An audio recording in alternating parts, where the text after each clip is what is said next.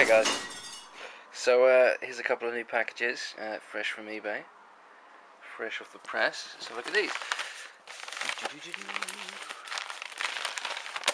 This is Street Racer for the Sega Saturn. This also came out on the PlayStation, the SNES, and I'm pretty sure it came out on the Mega Drive as well.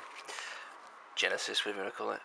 Yeah, basically it was a Mario Kart clone, and it was a really good one. It had a lot of charm, a lot of personality, really cool graphics. I don't know what to say. I mean, there's a weird. It's got a lot.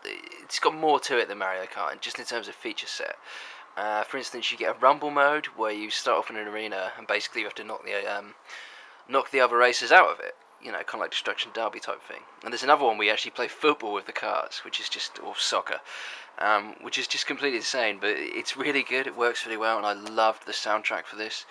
It's worth noting that the SNES version is actually a little bit different because it uses, I think, Mode 7 graphics for the sort of scaling and that, whereas obviously the Saturn and the PlayStation, first of all, didn't have that, and second of all, didn't need it because they could actually generate more legitimate 3D. MN12 Bird did a really good feature on this. I think it was him, where he looks at, or he just talks about the different versions, and it's really quite interesting to see how they turned out. Like I say, this game's got a great soundtrack. But in spite of the fact this is a Red Book Audio soundtrack, I think it is anyway, I recall the SNES one, for some reason I just liked it more, I just preferred it. I have no idea why, but it's quite strange. If you haven't heard of this, honestly, give it a shot. It's absolutely brilliant. It's not just another kart racer, it really is something special. Let's have a look here. Okay, so, I don't know if I mentioned at this point, I think I probably have, that I'm a massive wrestling fan. And when I was a kid, growing up, I used to play this game all the time with one of my best friends. And that was on the PlayStation. And this game was just, I mean, it's made by Acclaim. Acclaim back in the day was sort of the equivalent of EA, not necessarily in terms of success, but every game they made came out on every single platform. So there was like Mega Drive, SNES, 32X, Saturn, PlayStation, obviously arcade. Every conceivable format this game could have been on, it was on. And actually it was really good. It plays basically like Mortal Kombat, but it's over the top and silly instead of violent. And yeah, not a traditional wrestling game in any sense of the word, but a hell of a lot of charm and character and personality. And yeah, just a whole bunch of fun to play. Bit of a bummer there's no manual. So look at the shape she's in, not too bad. Yeah, like I say, I owned the PlayStation version originally, and I imagine there's not going to be a lot of difference, so I thought, screw it. Been waiting to find it cheap, and this was cheap enough, so I thought, why not?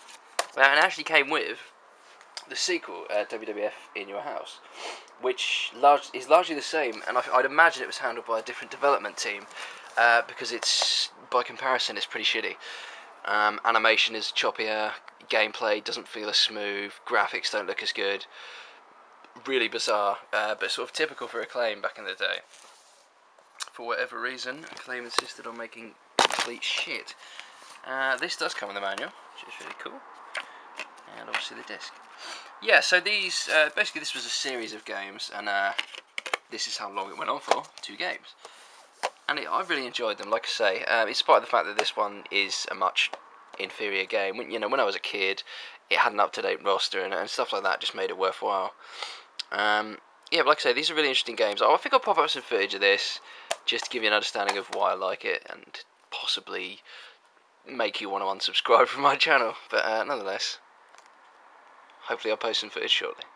What's this? What's this? There's something in the bag. There is though. So let's have a look at this. Another package today. Pop that out there. Oh, this is going to be a nightmare to get into. Joy. Yeah. So I'm not 100% sure what this is actually, but definitely came from eBay. Well, that was a mission. This is Bang.io. Where does this come from? I don't know where this has come from. I did not buy this game. I did buy Gigawing, whether the guys sent me the wrong game, I don't know. Bang.io. Okay, this is strange. But yeah, I'm going to go and have to figure out where this came from and why I've got it.